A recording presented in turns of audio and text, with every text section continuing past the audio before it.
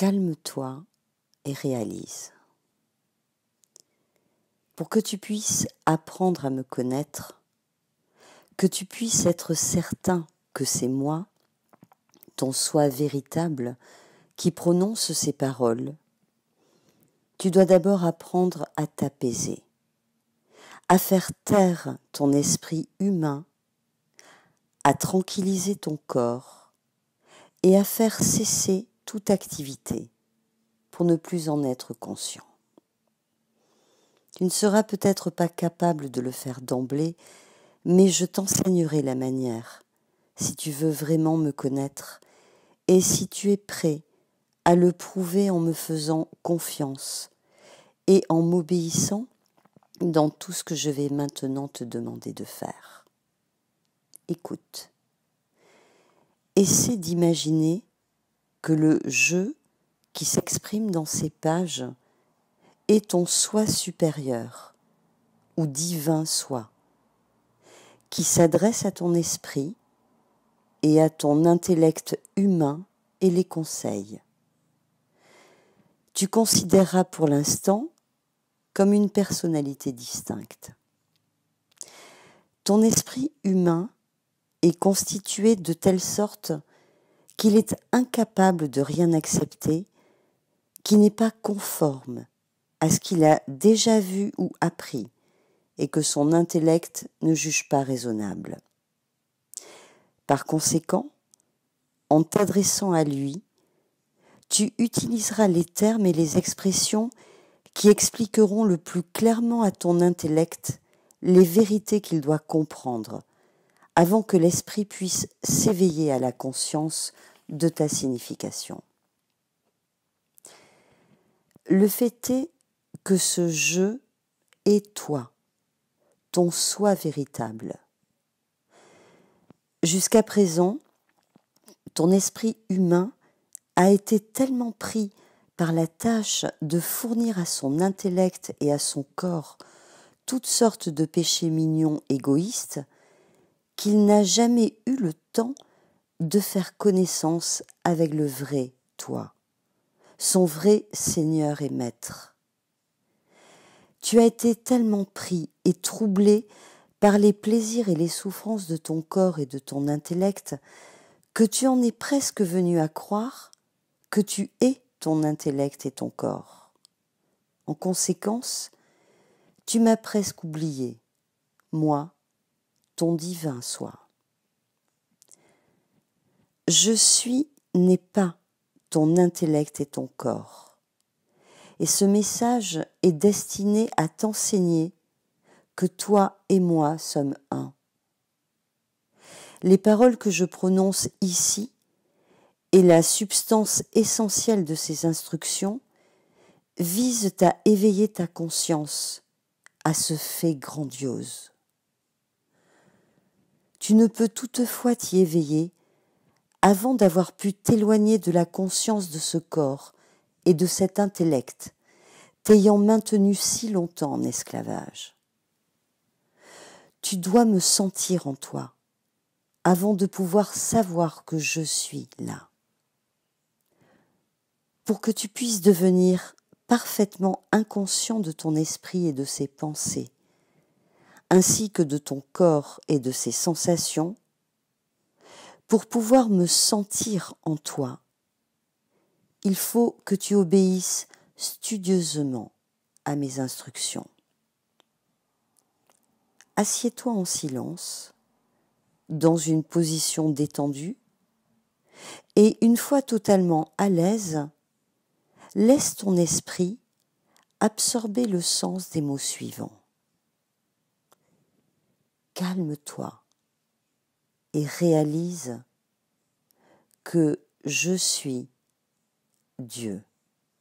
Sans réfléchir, laisse ces pensées, mon divin commandement, pénétrer profondément dans ton âme. Laisse toutes les impressions qui te viennent à l'esprit y entrer à loisir, sans effort ni ingérence de ta part. Observe soigneusement leur sens, car c'est toi. Ensuite, dès qu'une bribe de leur signification vitale commence à se faire jour dans ta conscience, dis mes paroles, lentement, et d'un ton impératif à chaque cellule de ton corps, à chaque faculté de ton esprit, avec toute la force consciente à ta disposition. Calme-toi et réalise que je suis Dieu. Répète les mots exactement comme ils sont écrits ici, en t'efforçant de comprendre que Dieu en toi commande et exige de ton être mortel une obéissance implicite. Étudie ces mots, examine leur pouvoir secret, rumine-les, apporte-les avec toi dans ton travail, quel qu'il soit, fais-en le facteur vital, dominant de ton travail, de toutes tes pensées créatrices. Répète-les 1000 fois par jour, jusqu'à ce que tu en aies découvert toute ma signification la plus intime, jusqu'à ce que chaque cellule de ton corps frissonne en réaction joyeuse au commandement « Calme-toi » et obéis sur le champ, et que chaque pensée vagabonde tournant dans ton esprit se hâte d'elle-même de rejoindre le néant d'où elle est issue. Alors, tandis que les mots résonnent à travers les cavernes de ton être maintenant vide, alors, tandis que le soleil du savoir commence à s'élever à l'horizon de ta conscience, alors tu sentiras s'enfler un souffle merveilleux et étrange qui t'emplira jusqu'aux extrémités de tes membres mortels, entraînant presque une explosion d'extase de tes sens. Alors viendront vague après vague d'une puissance formidable, irrésistible, qui se lèvera en toi, te soulevant presque de terre. Alors tu sentiras en toi la gloire, la sainteté, la majesté de ma présence. Et alors, tu sauras, je suis Dieu. Toi, une fois que tu m'as ainsi senti en toi, une fois que tu as goûté à ma puissance, écouté ma sagesse et connu l'extase de mon amour universel, aucune maladie ne peut te toucher, aucune circonstance t'affaiblir, aucun ennemi te conquérir, car tu sais que je suis en toi, et dès lors, tu te tourneras toujours vers moi pour tes besoins, en mettant toute ta confiance en moi et en me laissant manifester ma volonté. Lorsque tu te tourneras ainsi vers moi, tu me trouveras toujours d'une aide infaillible, toujours présente dans les temps difficiles, car je t'imprégnerai tellement de la réalisation de ma présence et de ma puissance que tu n'auras qu'à te calmer et à me laisser faire ce que tu veux qu'il soit fait, guérir tes maux et ceux d'autrui, éclairer ton esprit pour que tu puisses voir avec mes yeux la vérité que tu cherches, ou accomplir parfaitement les tâches qui semblaient auparavant presque impossibles à réaliser. Cette connaissance, cette réalisation ne viendra pas tout de suite. Elle ne viendra peut-être pas avant des années. Elle viendra peut-être demain. Cela ne dépend de personne sinon de toi. Pas de ta personnalité avec ses désirs et son entendement humain, mais de ton je suis, Dieu en toi. Qui incite le bouton à s'épanouir pour devenir une fleur? Qui pousse le poussin à sortir de sa coquille? Qui décide du jour et de l'heure? C'est l'action consciente, naturelle, de l'intelligence intrinsèque, mon intelligence, dirigée par ma volonté, qui amène mon idée à l'épanouissement et l'exprime dans la fleur ou le poussin. Mais la fleur et le poussin n'ont-ils rien eu à y faire? Non. Seulement en soumettant et en unissant leur volonté à la mienne, et en me laissant dans ma sagesse déterminer l'heure et le moment propice pour agir.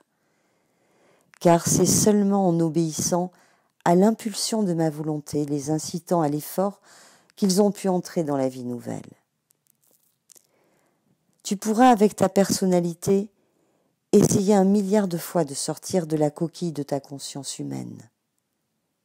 Le seul résultat, s'il en est un, sera de fracasser les portes que j'ai mises entre le monde des formes tangibles et celui des rêves intangibles.